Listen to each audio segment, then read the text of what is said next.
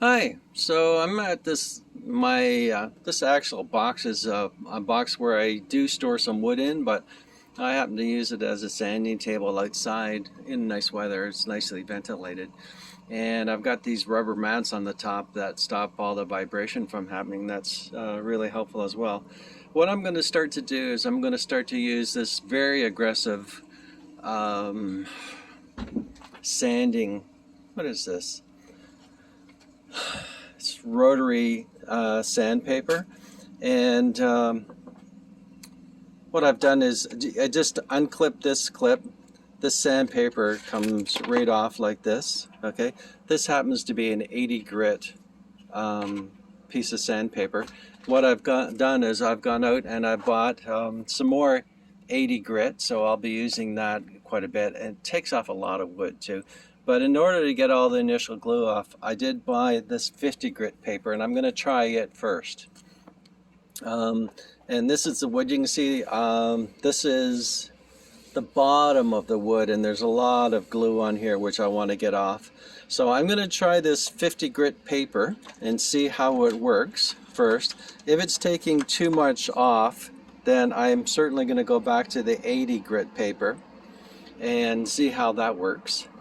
And oh, there you go. It's called a belt sander. Why couldn't I remember that? Um, and of course, I'm just going to fit this down into here. Can't do it with one hand. Once I get that back on, I'll flip the lever back over and then start to use it. When you're using these belt sanders, if these two wheels here are not perfectly aligned, then the paper, this actual will actually start to come right off these rollers. What you want to do on a belt sander is there's a front little adjustment knob right here which you would turn in order to move this front drum this way or this way in order to get it lined up with the back drum so the sandpaper doesn't slip off. Okay, that's just a little something about these belt sanders.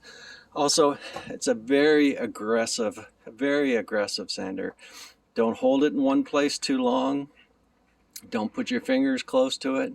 You know, you're going to hurt yourself. If you hold it too long in one piece of area, you're going to put a great big piece of groove in your work.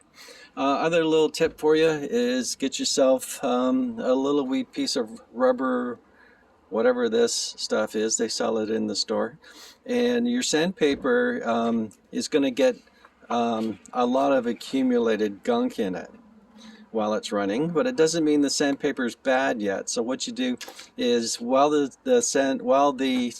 belt sander is running, you would hold this rubber piece up to it, and this rubber piece actually cleans the gunk out of the sandpaper. So it makes the sandpaper last much longer.